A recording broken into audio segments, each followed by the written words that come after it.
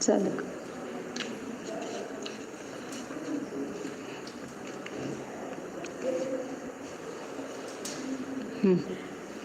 चालू केलं का?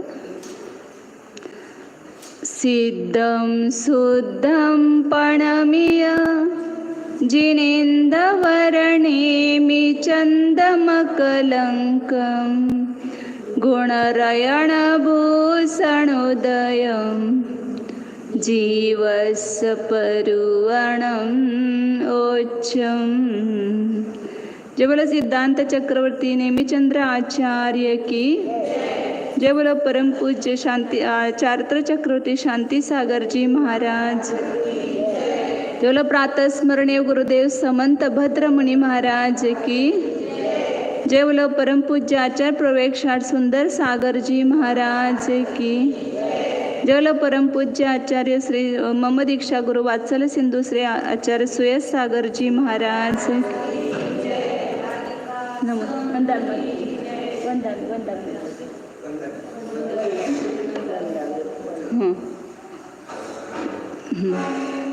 काय मार्गना चालू आहे? काय मार्गणेमध्ये काल वनस्पती कायकाचे आपण भेद पाहिले. वनस्पती कायकामध्ये किती भेद केले? कोणते? प्रत्येक आणि साधारण. प्रत्येक वनस्पतीचे सप्रतिष्ठित आणि अप्रतिष्ठित. आणि प्रत्येक वनस्पती म्हणजे काय अर्थ केला? एका शरीराचा स्वामी एकच जीव असतो आणि त्यांना वनस्पती नामकर्माचा उदय आहे, ते वनस्पती जीव आहेत. आणि साधारण कशाला म्हटलं? साधारण वनस्पती सगळ्यांनी एकदम सांगायचं नाही, उत्तर एकानेच सांगायचं, हातवर करायचं. हां तेजू सांगा. एका जीवाचे अनंत जीव स्वामी असतात. एक शरीर पण तो स्वामी अनंत जीव, त्यांना साधारण वनस्पती म्हटलेलं आहे. आता त्याच प्रतिष्ठित प्रत्येकामध्ये पुन्हा किती भेद केले? 2 केले. सप्रतिष्ठित आणि अप्रतिष्ठित. सप्रतिष्ठित कशाला म्हटले?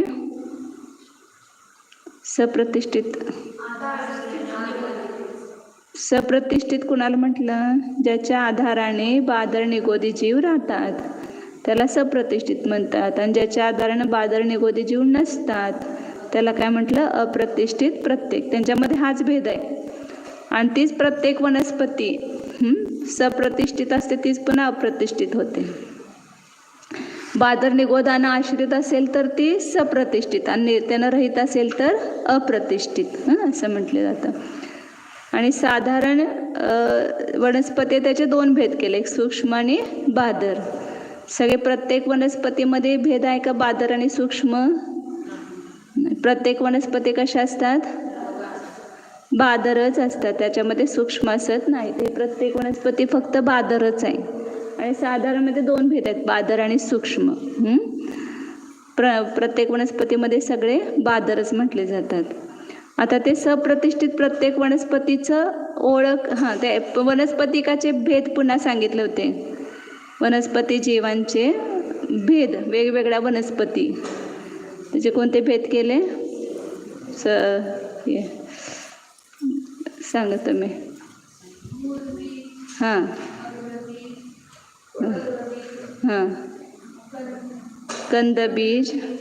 स्कंदबीज, बीजरूह आणि समूर्छिद असे भेद केले.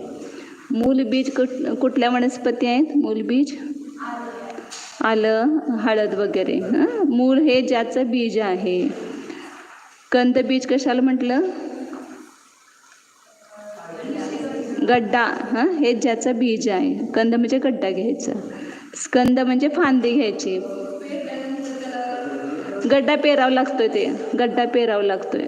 निशिगंध असेल किंवा ते तुमचं गवतीचा असतो, त्याचा तो गड्डा पेरावा लागतोय, गड्डा काढून. त्याचे मुळे असतात ना खाली, ते मूळ. मूल हे ज्याचं बी असतं. अग्र हे ज्याचं बीज आहे, पुढचा भाग. अग्रभाग कापून लावला की उगवतंय पुन्हा. पोर बीज म्हणजे हां, बांबूस वगैरे त्याचे डोळा असतो, तेच पेरलं की उगवतंय.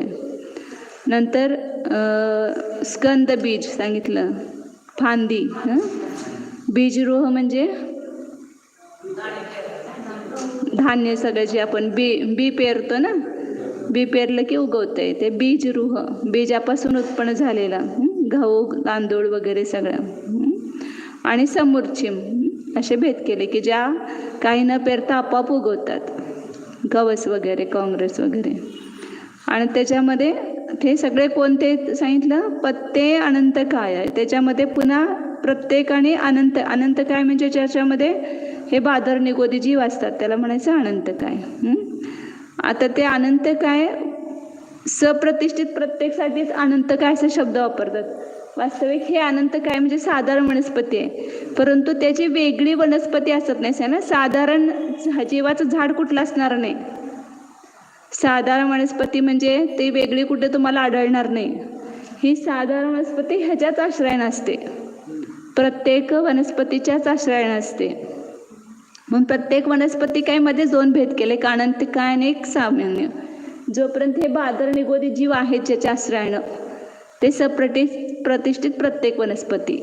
जसं आता काही वनस्पती आहे त्याचं ते लक्षण सांगितलं ना, ज्याच्यावरच्या शिरा काल सांगितलं, गूढ शिर संदीपवम, ज्याच्या शिरा अप्रगट आहेत किंवा आतलं तंतू जो आहे तो अप्रगट आहे किंवा त्याच्या गाठ असेल ती अप्रगट आहे, समान भंग होतात आणि छेदला असताना सुद्धा पुन्हा वाढतात. हे साधारण शरीराचं लक्षण आहे. मग त्या प्रत्येक वनस्पतीमध्येच कसं ओळखायचं आपण की कुठली सप्रतिष्ठित आहे आणि कुठली अप्रतिष्ठित आहे, तर त्याचं हे लक्षण सांगितलं. आणि जे छिन्नरूह म्हणजे कट केल्यावर पुन्हा उगवतात, हे सगळे आपले कंदमूळ जे आहेत सगळे आले त्याच्यामध्ये, कारण ते कट करून लावलं की पुन्हा उगवतात. कांदा असो, बटाटा असो, तुमचं गाजर असो किंवा हे असो, हे सगळे कंदमूळ कायम सप्रतिष्ठितच राहतात, ते अप्रतिष्ठित होतच नाहीत. सगळे कंदमूळ असतात ते. आणि बाकीचे जे वनस्पती आपण जे खातो, दोडका, काकडी किंवा भोपळा किंवा हे बाकीचे सगळे आहेत, ते प्राथमिक अवस्थेमध्ये म्हणजे जोपर्यंत कोवळे आहेत तोपर्यंत ते पण सप्रतिष्ठित आहेत. आणि ते ज्याला त्याच्यावर शिरा वगैरे प्रगट होतात, कडक होतात, जून होतात, तर त्याला ते अप्रतिष्ठित होतात. म्हणून बाजारात आपण ज्याला भाजी विकत घेतो त्याला बघायचं अत्यंत कोवळी भाजी घ्यायची नाही. ज्याचे सगळे प्रगट झालेले आहेत असे दोडका म्हणा, काकडी म्हणा, त्याच्यावरच्या शिरा दिसायला पाहिजेत आपल्याला. नाहीतर अगदी लुसलुशीत भाजी आहे म्हणून आपण काय करतो, ती छान लागते म्हणून तेच घेतो. तर तशी कोवळी एकदम भाजी घ्यायची नाही, ती सप्रतिष्ठित आहे, त्याचं ते लक्षण आहे. आणि त्याच भाज्या मग ते पुढं मोठं प्रगट झाल्यानंतर त्यातले बादर निघून जातात, म्हणून मग ते अप्रतिष्ठित होतात. छोटे जे आहे ते सगळे पानं असू देत किंवा फळं असू देत किंवा हे सगळ्याच्याच मध्ये असं हे लक्षण आहे. अजून पुढे सांगतात तशीच लक्षणं. म्हणजे साधारण निगोदी जीव बादर असतील हे ह्याच्या आश्रयानं राहतील, आणि जे सूक्ष्म आहे ते तर पूर्ण लोकामध्ये सगळीकडं भरलेलेच आहेत. सूक्ष्म पृथ्वी, वाणी, अग्नी, वायू आणि सूक्ष्म हे साधारण वनस्पती हे पूर्ण लोकामध्ये भरलेले आहेत. परंतु हे जे बादर आहेत ते कुठल्या त्याची वेगळी वनस्पती नसते, ते हे जीव ह्या सप्रतिष्ठित प्रत्येक वनस्पतीच्याच आधारानं राहतात. ह्याची जी शरीर असतात ना ती ह्याच्या आधारानंच राहतात, म्हणजे ह्याच्यामध्येच त्याची शरीर उत्पन्न होतात ह्या प्रतिष्ठित वनस्पती. आता पुढे येणार आहे ते स्कंद, अंडर वगैरे, त्याच्यामुळे लक्षात येईल तुम्हाला. 188 नंबरची गाथा आहे. 187 झाले होते. मूले कंदे छल्ली पवाल साल दल कुसुम फल बीजे समभंगे सदिनंता असमे सदी होंती पत्तेया मूले कंदे छल्ली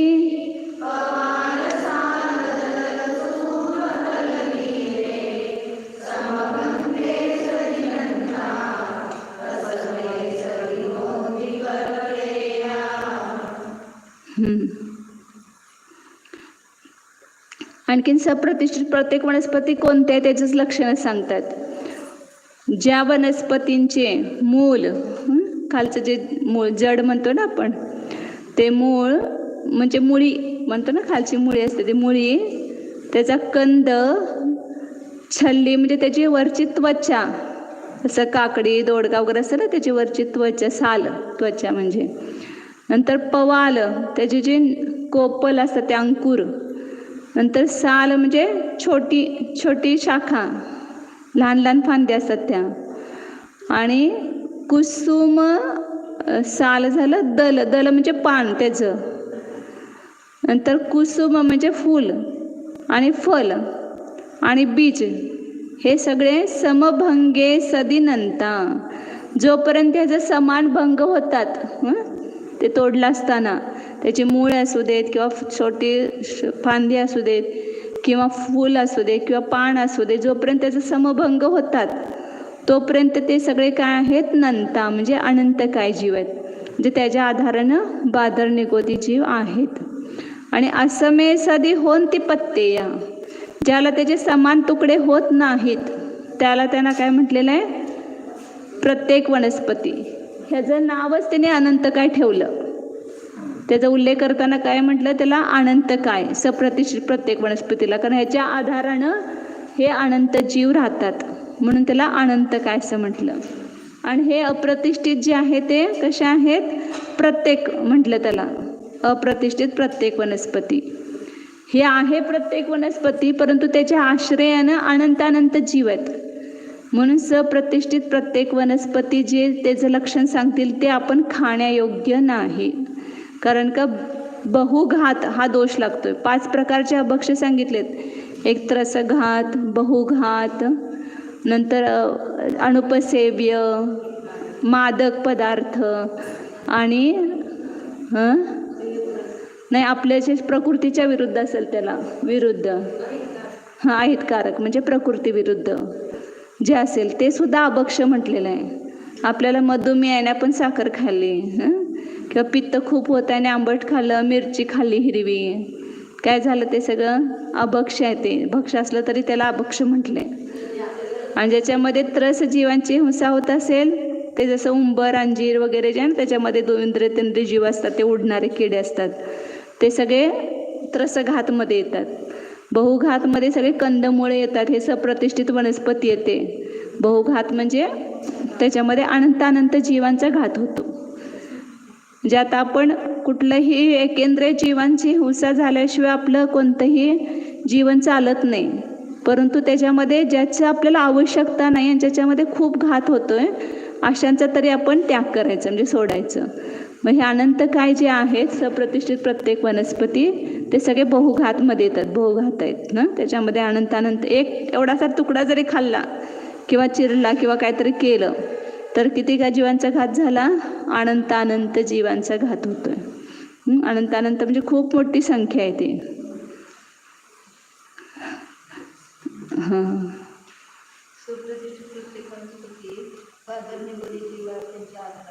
हां, सूक्ष्म तर आधारानं नसतात, सगळीकडेच आहेत. सूक्ष्म जीव निरंतर सगळीकडे आहे, त्यामुळे त्यांचा काही विचारच करायचा नाही. फक्त आपण हिंसा वाचवतो कोणाची, बादर जीवांची. सूक्ष्माचे जीव आपल्यामुळे होतच नाही, कारण ते घातलेच जात नाही. त्यांचं शरीर आपल्यामुळे त्यांचा घात होत नाही, त्यांच्यामुळे आपला होत नाही, त्यामुळे त्याचा प्रश्नच नाही हिंसा करण्याचा. हिंसा होते ती बादर जीवांची. झालं. प्रत्येक ज्या वनस्पतींचं मूल, कंद, त्वचा, नवीन कोपल, शूद्र शाखा, पत्र, पुष्प आणि फलबीज यांना तोडला असताना समान भंग होतो, त्याला अनंत काय असं म्हटलेलं आहे. 2दा का केलेला अच्छा आपले काय माहित, ह्याच्यामध्ये 2दा अन्वयार्थ लिहिला आहे, म्हटलं तसं चुकून झालंय दिसतंय.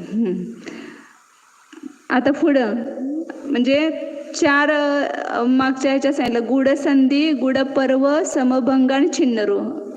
ही अजूनही कुठे गेली विशेषार्थामध्ये 2 दे, ही लक्षण आहे त्याची. गुढसंधी म्हणजे काय सांगितलं होतं, त्याची जी संधी मधला जो मधलं जे तंतार असते त्याची ती प्रगट नाही. असं पूर्ण केलं की लगेच हे होतात. जसं आता संत्री आहे किंवा डाळिंब आहे, त्याच्यामध्ये पातळ हे असतात ना, काय म्हणतात त्याला, पापुद्रा असतोय तो. तर ते 2 भागांच्या बीच्यामध्ये त्याच्यामध्ये असतो, परंतु जर कच्ची अवस्था असेल तर तो प्रगट होत नाही. अजून ते येत नाही, ते पातळ पापुद्रा असतो तो. किंवा ज्यामध्ये फाके काढले असताना मध्ये संत्रा वगैरे असेल, संत्री मोसंबी वगैरे, त्याच्यामध्ये जी संधी असते ती पण अप्रगट आहे, तर ते तोपर्यंत खाण्यायोग्य नाहीत. गोडसंधी, गुडपर्व हे 4 लक्षण घेऊन घ्या. गोडसंधी, गुडपर्व, समभंग आणि छिन्नरुह. अजूनही कुठे गेले?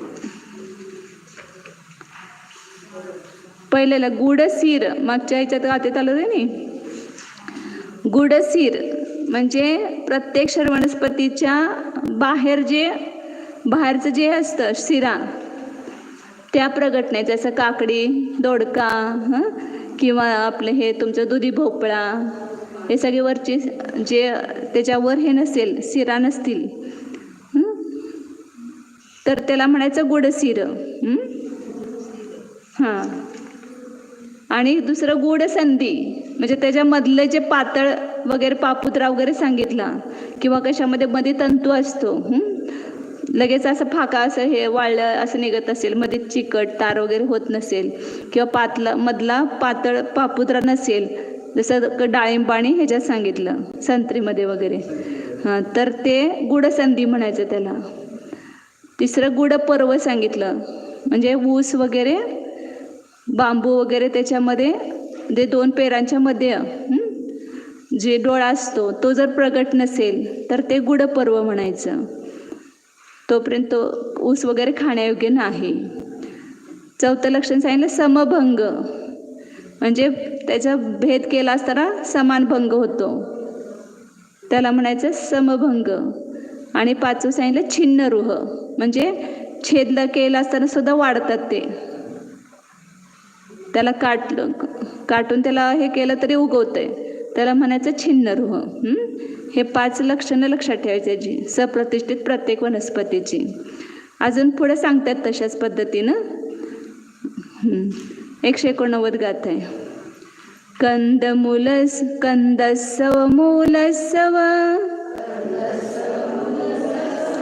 सालाखंदस्सवावि बहुलतरी छल्ली साणंत जिया पत्ते जिया दुतन कदरी.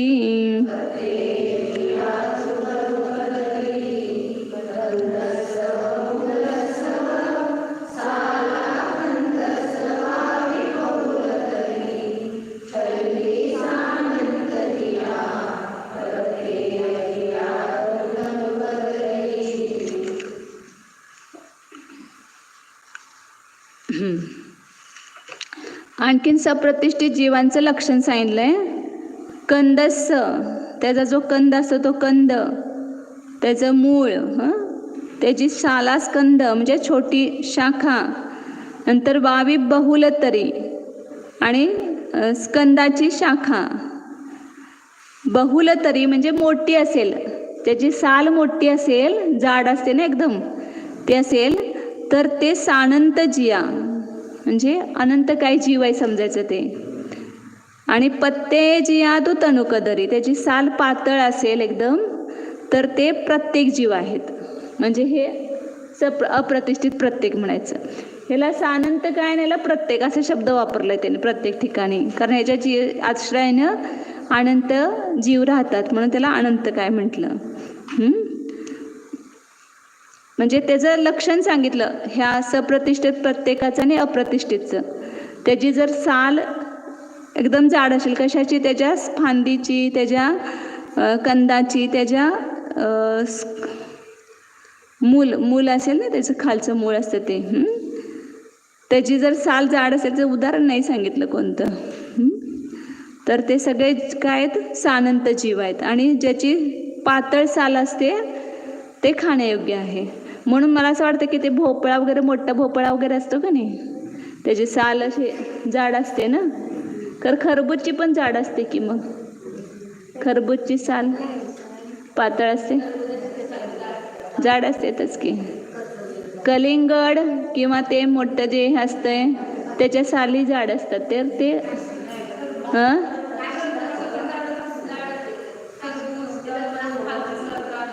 हां, त्याच्यात पण 2 प्रकार येतात वाटतं. खरबूजचं काय काय एकदम पातळ असते तशा साली, आणि एक असं जाड येते. कच्चं असलं ना ते जाड असं वाटते आपल्याला. तसं बघे पिकलेलं असलं की वरचं आधी पातळच निघते ते साल.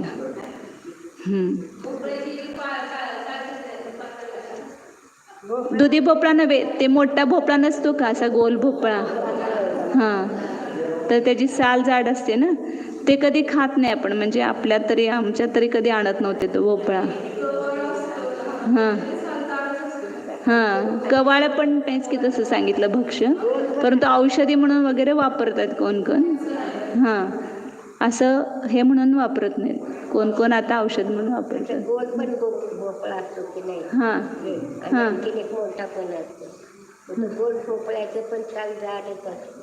ते खातच नाही की आपण, म्हणजे असं आपल्या ह्याच्यात मध्ये खातच नाही. हां हां,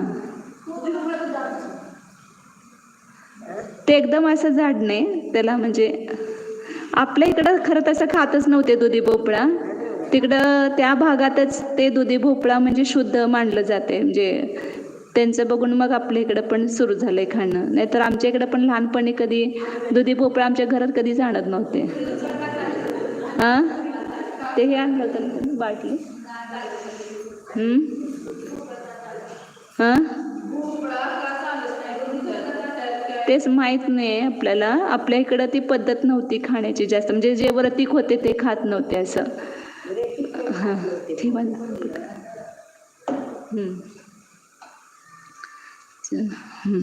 पुढं आता हे आपण जेवढं आपल्याला समजते तेवढं आपण सोडायचं, नाही समजतं तर ते आपण काय करू शकत नाही. जे आपल्याला माहिती आहे स्पष्ट की बाबा ह्याच्यामध्ये दोष आहे, अभक्ष आहे, तर तेवढं टाळण्याचा प्रयत्न करायचा. पुढं हां, मोह ठेवायचं नाही, जेवढं शुद्ध आहे तेवढंच खायचं. हां, बीजे जोनी भूदे जीवो वक्क मदी सोव अण्णोवा, जेव्य मूला दिया ते पत्ते या पडमदाये.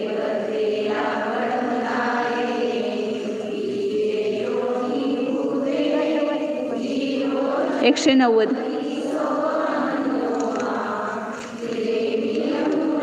हे राहिले काय, झाले की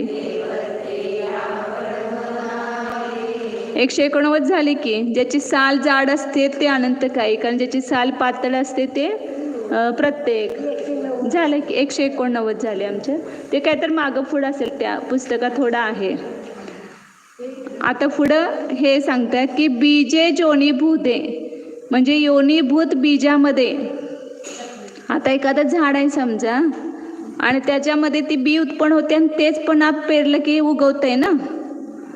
मग त्या झाडाचं जे बीज असेल समजा, ते पेरल्यानंतर तोच त्या झाडातला जीव मरून पुन्हा त्या बीजामध्ये उत्पन्न होऊ शकतोय.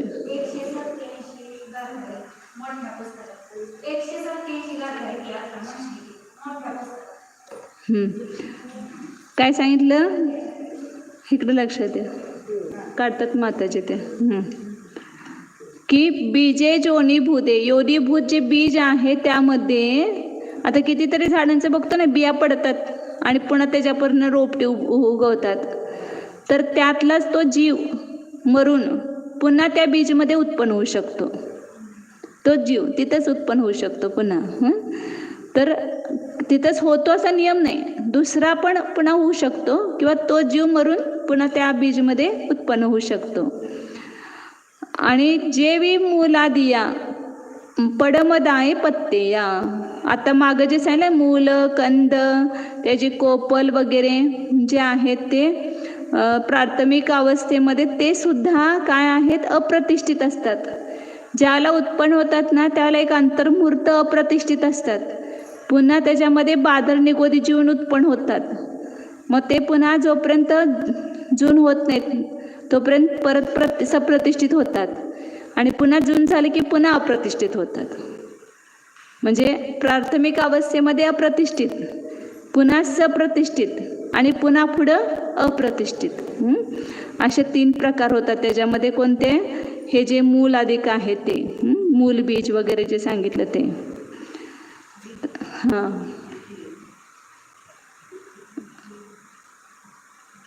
ते सांगितलं ना, मूलादी त्याचं जे आहे योनीभूत जे बीज आहे त्यामध्ये तोच जीव उत्पन्न होतो किंवा अन्य जीवन उत्पन्न होऊ शकतो. आणि जे मूल अधिक आहे ते सुद्धा प्राथमिक अवस्थेमध्ये कसे असतात, अप्रतिष्ठित असतात. मग अंतर्मूर्तानंतर मग त्याच्यामध्ये पुन्हा सप्रतिष्ठित जीव म्हणजे बादर निगोदी जीव उत्पन्न व्हायला सुरुवात होते. मग ते पुन्हा सप्रतिष्ठित होतात. पुढं साधारणोदयेन निगोद शरीरा हवन्ति सामन्ना ते पुनर्दुविहा जीवा बादरसो मातिविन्नेया सारणोदयेन.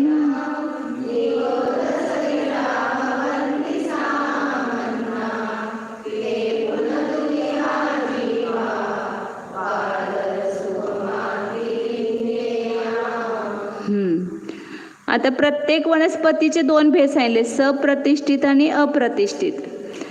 त्याची लक्षणं सांगितले, लक्षात ठेवायचं. गुड सिर संधी पौवम, ते जे 5 लक्षण सांगितले ना ते सप्रतिष्ठित जीव आहेत. ज्याची साल मोठी असते ते सप्रतिष्ठित आहेत. आणि त्याच्यामध्ये ज्याची जे प्राथमिक अवस्थेमध्ये अप्रतिष्ठित आहेत परंतु नंतर ते सप्रतिष्ठित होतात.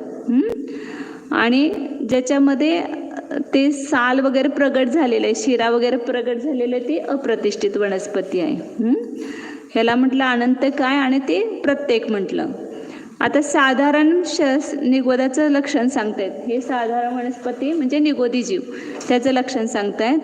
साहारण उदयेन, साधारण नामकर्माचा उदय. 2 नामकर्म आहेत ना, प्रत्येक शरीर आणि साधारण शरीर.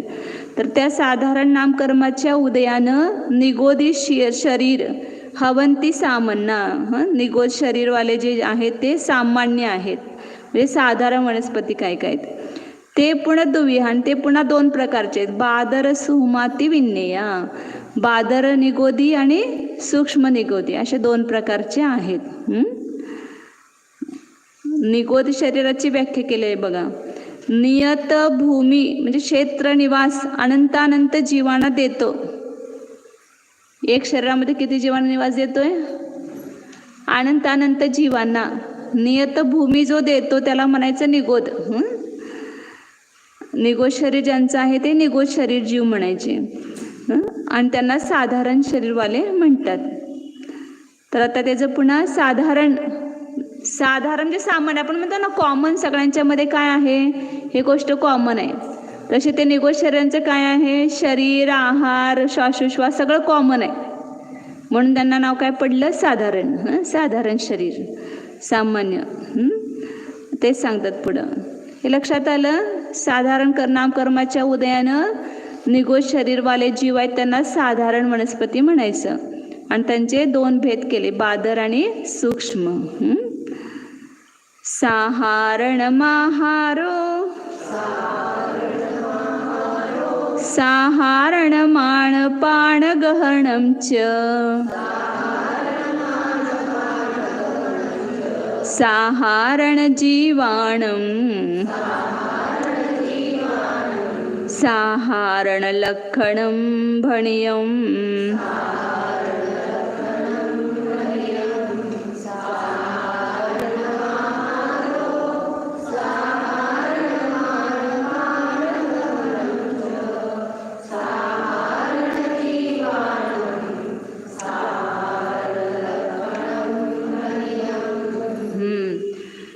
साधारणाचं लक्षण. साधारण काय साधारण आहे?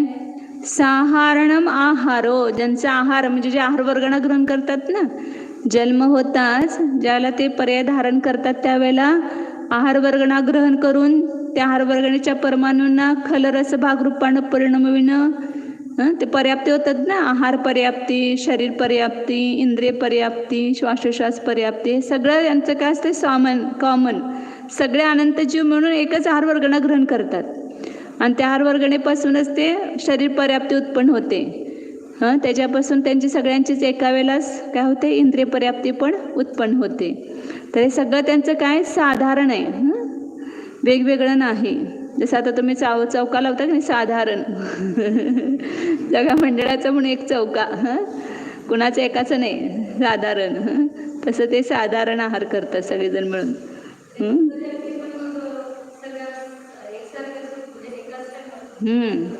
त्याच्यामध्ये पण आणखीन असं आहे, पहिल्या समयात उत्पन्न झाले अनंतानंत जीव, पुन्हा दुसऱ्या समयात पण त्या शरीरामध्ये अनंतानंत जीव उत्पन्न होतात, तिसऱ्या समयात असं होत राहतात.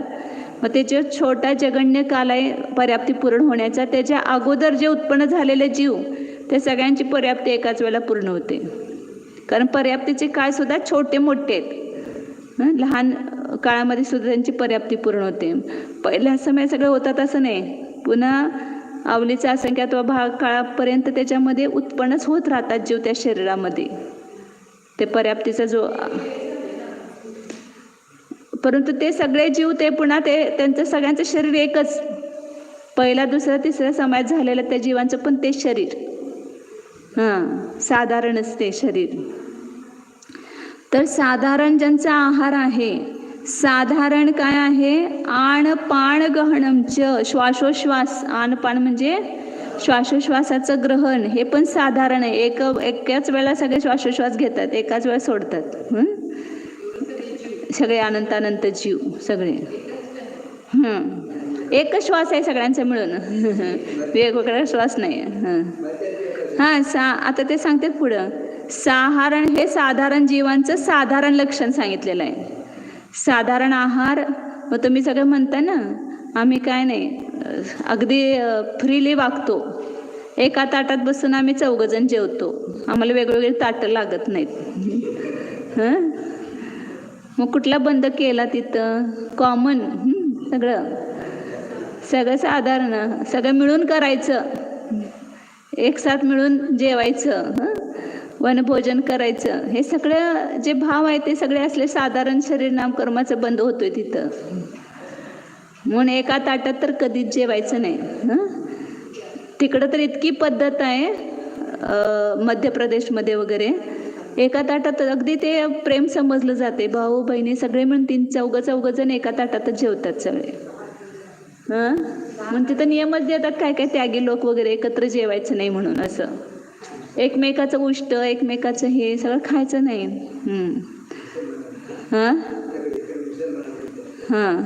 तर काय सांगितलं? हे साधारण जीवांचं साधारण लक्षण सांगितलेलं आहे. साधारण आहार आणि साधारण श्वासोश्वास ग्रहण करणं. आता पुढं इथं सांगितलंय बा, प्रथम समयामध्ये 4 पर्याप्ती तर क्रमानं पूर्ण होणार. पहिला आहार पर्याप्ती, मग शरीर पर्याप्ती, मग इंद्रिय पर्याप्ती आणि मग श्वासोश्वास पर्याप्ती. आणि त्याच्यानंतर प्रथम समयामध्ये उत्पन्न झालेल्याप्रमाणेच दुसऱ्या समयात, तिसऱ्या समयात अधिक उत्पन्न होणारे अनंत जीव, ते सुद्धा त्यांचं आहार पर्याप्ती वगैरे सगळे समान काळामध्येच होते. आणि साधारण जीवांचं हे लक्षण सांगितलेलं आहे. पुढं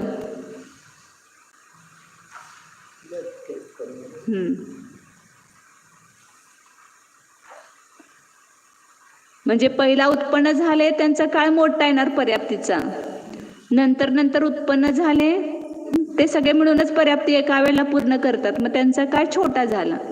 ते पर्याप्तीचा छोटा मोठा काळ असू शकतो. कोणी लवकर पर्याप्ती पूर्ण करतात, कोणाला उशीर लागतो थोडा. सगळा अंतर्मुहूर्तच काळ आहे, परंतु त्याच्यामध्ये पण लहान मोठा घ्यायचा. तर जे पहिल्यांदा उत्पन्न झालेला त्यांचा 4 पर्याप्तीचा काळ दीर्घ असतो आणि जे नंतर उत्पन्न झाले त्यांचा काळ छोटा असतो, पर्याप्ती पूर्ण करण्याचा काळ.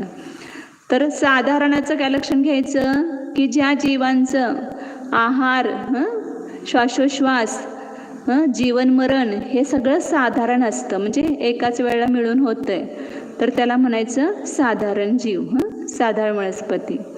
हे साधारणाचं लक्षण सांगितलेलं आहे. कायम जनरल वर्ड लक्षात ठेवायचं, कॉमन. आता पुढं ते त्याचंच पुन्हा लक्षण सांगताय. जत्तेक मरई जीवो तत्तदु मरणम हवे अनंताणम वक्कमई जत्थ एक्को वक्कमणम तत्थनंताणम.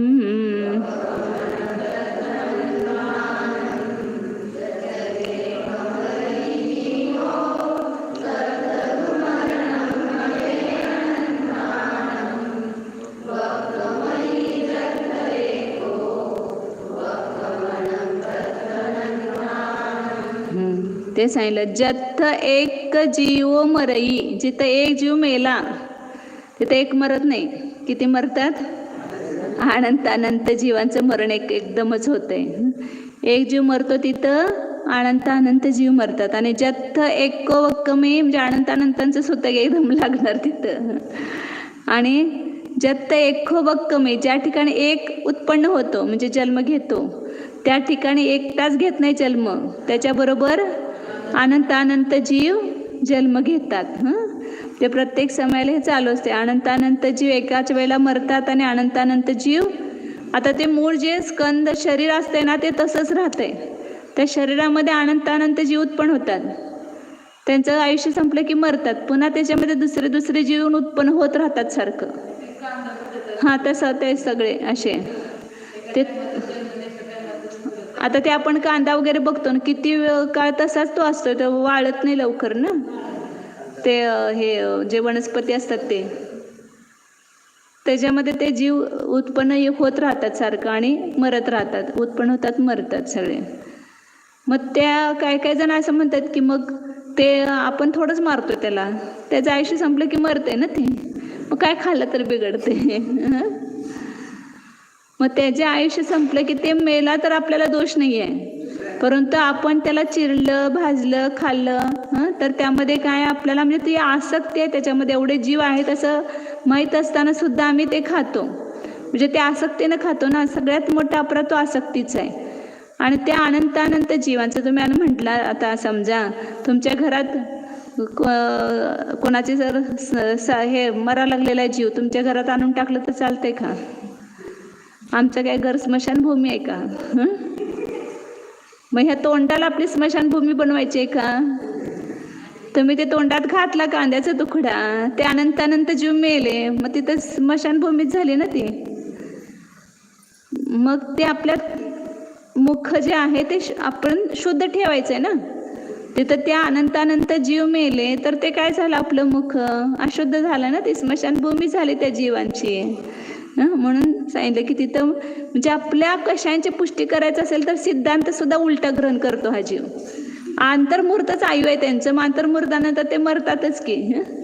आम्ही थोडंच मारतो त्यांना, परंतु ते त्यांच्या अनंतरमूर्तानं उत्पन्न होतात, नष्ट होतात जीव वगैरे, तर त्याच्या हिंसेचा दोष आपल्याला नाही. परंतु आपण त्याचा खाण्याचे भाव केले की त्या ठिकाणी त्यांच्या हिंसेचा दोष लागणार. आणि ते अजून अंतर्मूर्त जगणार होते आणि तुम्ही अगोदरच चिरला, अगोदरच त्याला खाल्लं की ते जीव मरणारच ना, अकालीच मरण होणार ना त्यांचं आपल्या ह्याच्यामुळंच. म्हणजे त्या कषायाचा, त्या प्रमादाचा दोष आपल्याला लागणार, त्या हिंसेचा.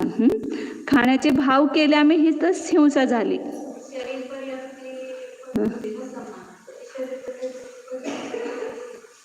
नाही नाही, ते नवीन आलेल्यांचं शरीर वेगळं असते पुन्हा.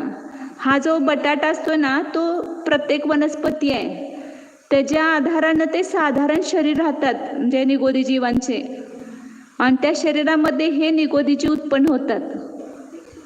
त्याच्यामध्ये एक बटाट्यामध्ये असंख्यात निगोद शरीर आहेत, एक निगोद शरीर नाही आहे. आणि एका शरीरामध्ये अनंत अनंत जीव आहेत. आता पुढे येणार आहे आता थोडंच काळात येतं ते स्कंद अंडर पुलवी सगळं सांगतात त्याच्यामध्ये. अनंत अनंत जीव आहेत त्या एका सुईच्या टोकर सुद्धा.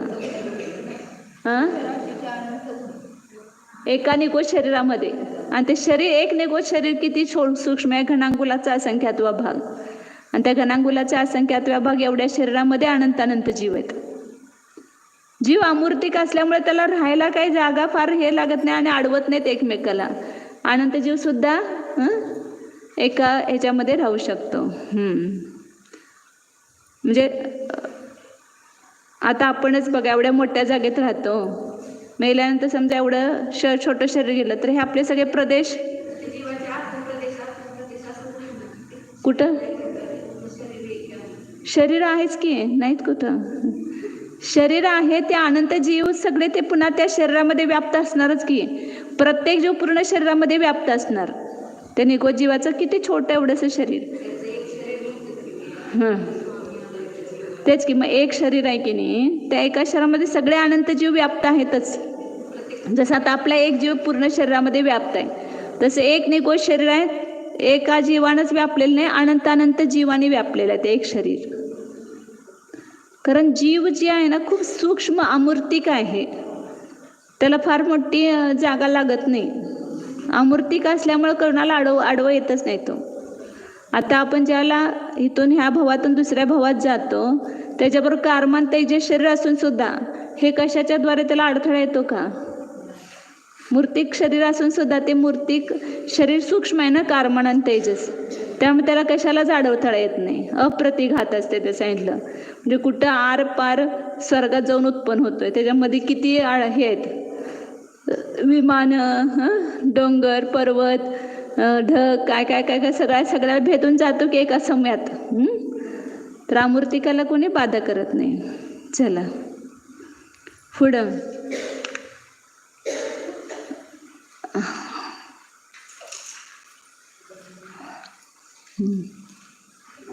आता पुढं सांगतं, म्हणजे बादर असो की सूक्ष्म असो कुठेही घ्यायचं. साधारण शरीरामध्ये एका निगोज शरीरामध्ये किती उत्पन्न होतात?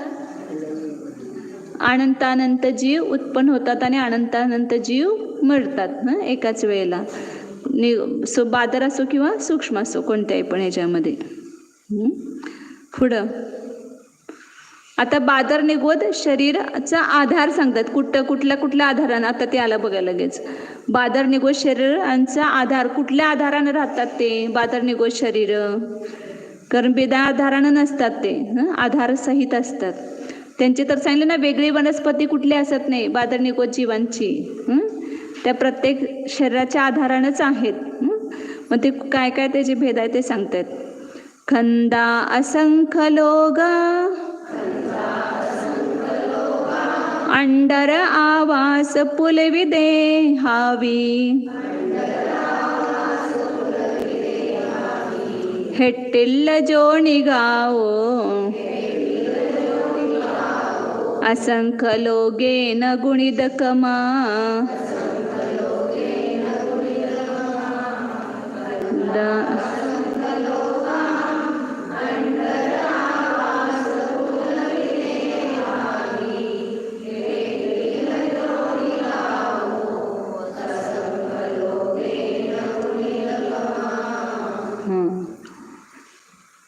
बादर निगोज जीवांची शरीर किती आहेत हे काढण्यासाठी हे सगळं गणित सांगितलेलं आहे. की पहिला सांगितले काय स्कंद काय आहेत? स्कंद म्हणजे प्रतिष्ठित प्रत्येक जीवांचं शरीर. हे प्रतिष्ठित प्रत्येक जीवांचं जे शरीर त्याला म्हणायचं स्कंद. एक मोठं म्हणजे एक झाड आहे म्हणा, किंवा एक बटाटा आहे, कांदा आहे, लसूण आहे, किंवा जे आहे त्याला म्हणायचं काय? स्कंद. लिहिते म्हणजे लक्षात येईल. स्कंद म्हणजे एक प्रतिष्ठित प्रत्येक जीवाचं शरीर घ्यायचं. स्कंद म्हणजे तुम्हाला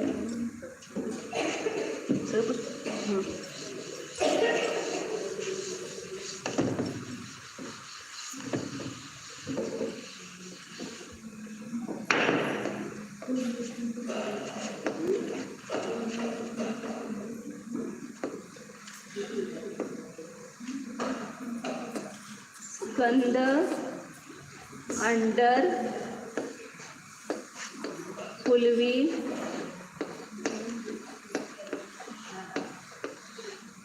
आवास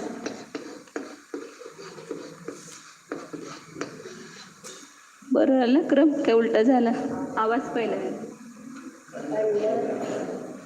स्कंद अंडर आवास आणि पुलवी पहिला आवाज घ्यायचा मग पुलवी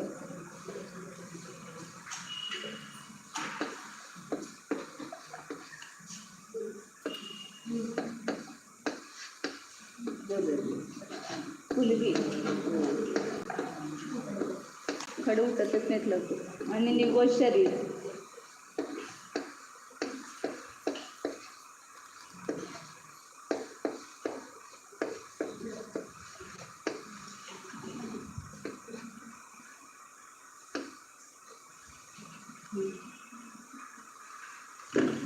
तर एकूण जगामध्ये स्कंद जे आहेत म्हणजे प्रत्येक वनस्पतींचं शरीर म्हणा प्रतिष्ठित प्रत्येक वनस्पतीचं शरीर ते किती आहेत असंख्यात लोक प्रमाण आहेत इथं एक असंख्यात लोकांची संदृष्टी दिली हे असंख्यात लोक हे लोक आणि त्याला असंख्यातानं गुणलं तर किती आहेत असंख्यात लोक आता ह्या स्कंद एकेका स्कंदामध्ये दुसरे काय सांगितलं अंडर आता हे त्यातला भाग आहे समजा जसं आता आपलं एक डाळिंब नाही घ्यायचं तर वेगळं घ्यायचं हे परंतु एक उदाहरण सांगितलं की एक डाळिंब त्याच्यामध्ये दाणे असतात त्याच्यामध्ये मधले ते पातळ पापुद्रा असतो हे वेगळे वेगळे पार्ट असतात ना तसं स्कंद म्हणजे एक प्रत्येक वनस्पतीचं शरीर घेतलं पुन्हा त्याच्या आधारानं काय असतात अंडर असतात असे ते आता समजा काय भेंडी आहे त्याच्यामध्ये बी वगैरे असते किंवा अशा पद्धतीने एक सांगितलं उदाहरण ते आपल्याला नाही सांगता येत कशाला अंडर म्हणायचं कशाला पुलवी म्हणायचं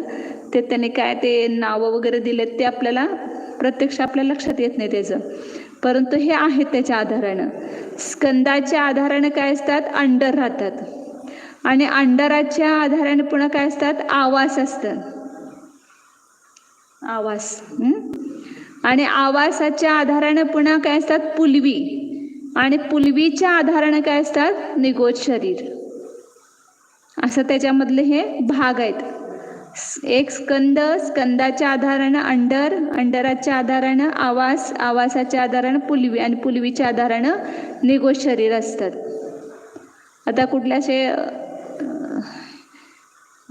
आता एक बटाटा घ्या किंवा कुठलं पण एक घ्या त्याच्यामध्ये हे सगळं आहे परंतु आपल्याला ते भाग वेगळे दिसत नाहीत सूक्ष्म असल्यामुळे ते किंवा आपल्याला सांगता येत नाही त्याच्यामध्ये हेच अमुक आहे असं कांद्यामध्ये ना वेगवेगळे ते पापुद्रे असतात पुन्हा त्याच्यामध्ये हे असतात तर स्कंदामध्ये अंडरमध्ये आवास आवासमध्ये पुलवी आणि पुलवीमध्ये हे निगोज शरीर असतात परंतु हे कसे आहेत सगळे असंख्य लोगेन गुणित कमा खालचे जे आहेत उत्तरोत्तर जे आहेत ते खालच्या स्कंदापेक्षा असंख्यात लोकांना गुणित क्रम आहेत म्हणजे हे स्कंद असंख्यात लोक प्रमाण आणि अंडर त्याच्यापेक्षा कारण एकेका स्कंदामध्ये असंख्यात लोक प्रमाण अंडर असतात एकेका स्कंदामध्ये म्हणून त्याला असंख्यात लोकांना गुणला पण म्हणजे असं प्रत्येक त्रैराशी केलं एका स्कंदामध्ये असंख्यात लोक तर सगळ्या स्कंदामध्ये मिळून किती झाले असंख्यात लोक गुणित असंख्यात लोक होणार की नाही एका स्कंदामध्ये समजा 10 आहेत आणि स्कंद एकूण 10 आहेत तर 10 गुणिले 10 किती होणार 100 म्हणजे स्कंद 10 आहेत तर अंडर 100 असणार अंडर 100 आहेत तर आवास किती असणार 1000 असणार आवास 1000 आहेत तर पुलवी किती असणार 10,000 असणार म्हणजे एक उदाहरण सांगितलं तसं अनंत पट हे असंख्यात लोक पट लावायचं तसं आणि निगोज शरीर पुन्हा त्याच्यापेक्षा असंख्यात लोकपट म्हणजे एकेकामध्ये लावायचं एका स्कंदामध्ये असंख्यात लोक अंडर एका अंडरमध्ये असंख्यात लोक आवास एका आवासामध्ये असंख्यात लोक प्रमाण पुलवी आणि एका पुलवीमध्ये असंख्यात लोक प्रमाण निगोज शरीर म्हणजे किती सूक्ष्म आहे बघा ते एका स्कंदामध्ये एवढं सगळं आहे म्हणजे असंख्यात लोक अंडर असंख्यात लोक आवास असंख्यात लोक पुलवी आणि असंख्यात लोक बादर निगोज शरीर म्हणून मग काय केलं, त्याला असंख्यात लोकांना गुणत जायचं. हे अंडर त्याच्यापेक्षा असंख्यात लोकपट झाले, ह्याच्यापेक्षा आवाज असंख्यात लोकपट, ह्याच्यापेक्षा पुलवी असंख्यात लोकपट.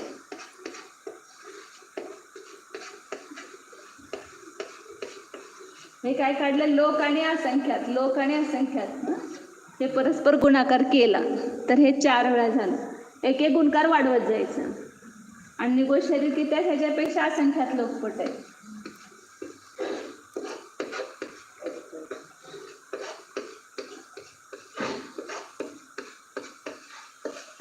असंख्यात लोक गुणित एवढी बादर निगोज शरीर आहेत बघा. एक बादर निगोज शरीरामध्ये किती जीव आहेत, अनंत. सिद्ध जे आतापर्यंत जेवढे सिद्ध झालेत त्याच्यापेक्षा पण अनंतपट जीव एका निगोज शरीरामध्ये आहेत. आणि शरीर किती आहेत, निगोज शरीर एवढे असंख्यात लोक प्रमाण आहेत. हे 5 वेळा आपण परस्पर गुणाकार केले ना, एवढे एकूण निगोज शरीर आहेत. मग त्यातले सगळे मुक्त होणार काय कधी? ते सगळे किती निगोद अवस्थेमध्ये अनंताकंत काळपर्यंत राहणार. म्हणजे त्यातनं एका निगोदा शरीरातनं पण सगळे जीव अजून बाहेर पडलेले नाही आहेत, म्हणजे निगोद अवस्थेतून. आणि आपण त्यातनं बाहेर पडलोय. त्या निगोद शरीरामधनं आपण बाहेर निघून आलो का नाही? मग हे काय आहे, महाभाग्य. म्हणजे असं क्वचितच जीव 6 महिने 8 समयामध्ये 608 जीव फक्त निगोदातून बाहेर येतात. जसं फुटाने पडल्यानंतर एखादाच फुटाना बाहेर पडतो, लहाया फोडलं तर अजून जास्त पडतील, परंतु फुटाने एखादा बाहेर पडतो. तसं ह्या निगोद पर्यायातून एखादा जीव बाहेर पडत असतो आणि त्यात आपला नंबर लागलाय. तर आपण परत समजा निगोदामध्ये मध्येच आणि जाऊन आलं असेल, परंतु एकदा नित्य निगोदातून निघणं महत्वाचं आहे. नित्य निगोदातून निघाला तर तो पुढं इतर निगोदीच होणार, पुन्हा नित्य निगोदी होणार नाही. आणि इतर निगोदी झाला तरी तो मोक्षाला जाऊ शकतोय. म्हणजे पुन्हा ती पर्याय बदलून मनुष्य होऊन तो मोक्षाला जाऊ शकतोय. परंतु अजून जो निगोदातून बाहेरच आला नाही तर त्याचा मोक्ष तर लांबच आहे. म्हणजे सगळे जीव अनंत काळ गेला तरी बाहेर पडणार नाही त्या निगोदावस्थेतून. म्हणून तिथं सांगतात दुर्लभता, की निगोद पर्यायातून बाहेर पडणं सुद्धा दुर्लभ आहे.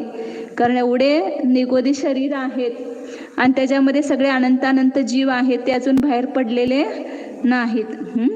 एका शरीराच्या आश्रयाने असताना सुद्धा जीव अजून मोक्षाला गेलेले नाहीत पूर्ण.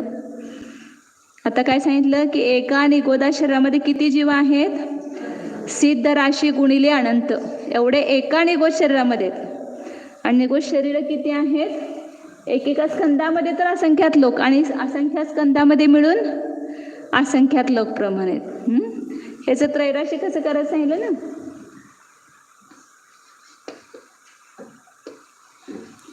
स्कंद 1 त्याच्यामध्ये हे 4 दिसतंय काय, तो प्रमाण राशी, फल राशी आणि इच्छा राशी. एका स्कंदामध्ये असंख्यात लोक प्रमाण अंडर, हे अंडर एकेकामध्ये असंख्यात लोक. तर स्कंद किती आहेत, असंख्यात लोक. तर ते असंख्यात लोक स्कंदामध्ये किती अंडर होतील, तर किती आले, हे असंख्यात लोक गुणित असंख्यात लोक, या दोन्हीचा गुणकार केला. पुन्हा एका अंडरामध्ये हे पुलवी किती, आवाज किती आहे, असंख्यात लोक. तर एकूण अंडर किती आहे, असंख्यात लोक गुणिले असंख्यात लोक. एका अंडरामध्ये असंख्यात लोक प्रमाण पुलवी, हे आवाज. तर हे अंडर किती आहेत, असंख्यात लोक गुणिले असंख्यात लोक. तर मग सगळे किती झाले आवाज, तर तिघांचा परस्पर गुणकार आला. असं सगळे करायचं. म्हणजे एका आवासामध्ये आता पुलवी किती, असंख्यात लोक. तर सगळ्या आवासामध्ये पुलवी किती, हे 4 वेळा असंख्यात लोक येणार. आता जसं 10चं उत्तर सांगितलं ना तुम्हाला, एका स्कंदामध्ये 10 अंडर आहेत. एका स्कंदामध्ये किती अंडर आहेत? 10. तर एकूण स्कंद किती आहेत? 10 आहेत समजा. तर एकूण अंडर किती झाले? 10 गुणिले 10 झाले. मग एका अंडरामध्ये आवाज किती? 10. तर अंडर किती आहेत एकूण? 100. तर 100 अंडरामध्ये आवाज किती होणार? 1000 होणार.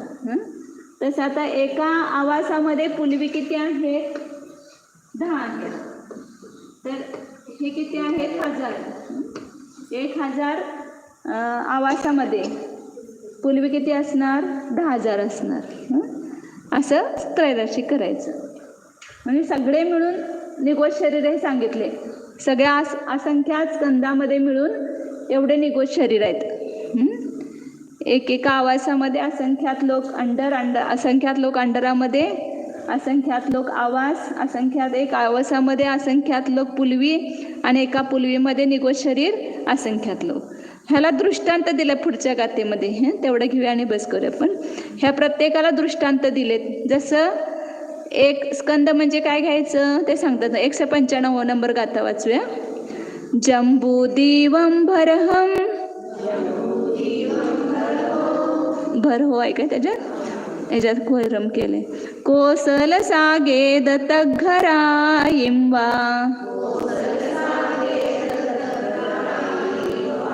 खंदंडर आवासा,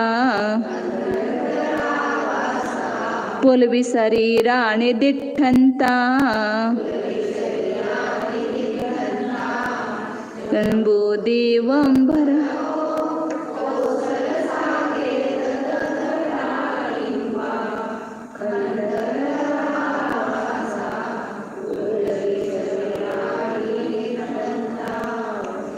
हां, जम्बूद्वीप एक कोणता आहे? एक जम्बूद्वीप मोठा, 1,00,000 योजनाचा.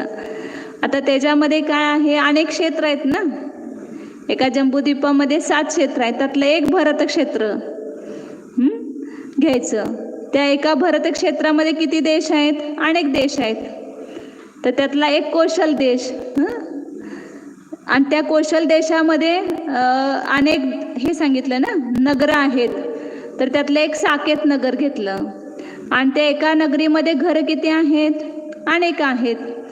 तर त्याप्रमाणे हे ओळीनं लावायचं की स्कंद म्हणजे एक जम्बूद्वीप उदाहरण, जम्बूद्वीप प्रमाण आहे. आणि त्यातलं एक क्षेत्र ते म्हणजे एक अंडर आहे. इथून वरूनच येऊ, हे काढूया.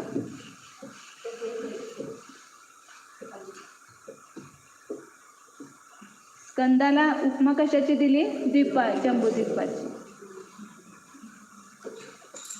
जम्बूद्वीप.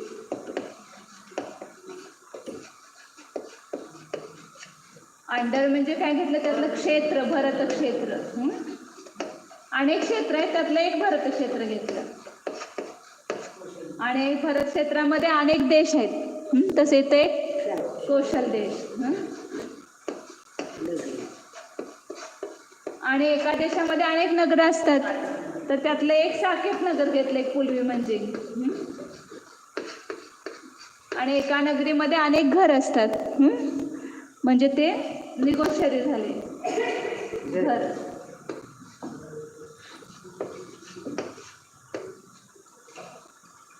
तसं हे स्कंद आहे, परंतु त्यातले हे अंडर, पुलवी आपल्या सगळं विषय नाही, आपल्या छद्मस्ताचा विषय नाही, परंतु आहेत तेवढे त्याच्यामध्ये असंख्यात लोक प्रमाण.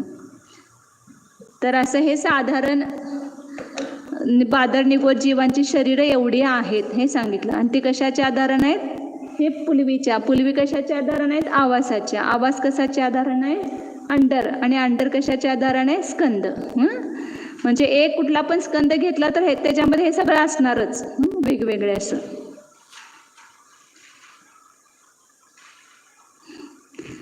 बस करूया, वेळ झाला 3 वाजून 10 मिनिटं झाली. आता पुढे ते आणखी निगोद जीवांचे विशेष वर्णन करतात. किती निगोदी जीवांची संख्या किती आहे हे सांगतात. 196 नंबरची गाथा. ओम जाना हा मी शुद्ध चैतन्यमय जीवच आहे. हा मी अनादि अनंत एक अखंड आहे. या सर्व प्रत्येक शरीर साधारण शरीरामध्ये हा मी उत्पन्न झालो, परंतु मी प्रत्येक शरीर किंवा साधारण शरीर रूपाने परिणमलो नाहीच. त्याही अवस्थेत मी शुद्ध चैतन्यमयच होतो. भलेही त्यावेळी मला भान नव्हते, परंतु शुद्ध चैतन्य नष्ट नव्हते, होतेच तिथं. अशा अनंतानंत सर्व शरीरामध्ये हा मी तोच तो जीव अन्वय रूपाने आहेच. शरीर नष्ट झाले तरी माझा नाश कधीही होत नाही. मी शाश्वत ध्रुव एक चिदानंद स्वरूप आहे. परम शांत स्वरूपोऽहम् ज्ञानानंद स्वरूपोऽहम् टंकोत्कीर्ण ज्ञायक स्वरूपोऽहम् शाश्वत चैतन्य स्वरूपोऽहम् शुद्धोऽहम् एकोऽहम् ध्रुवोऽहम्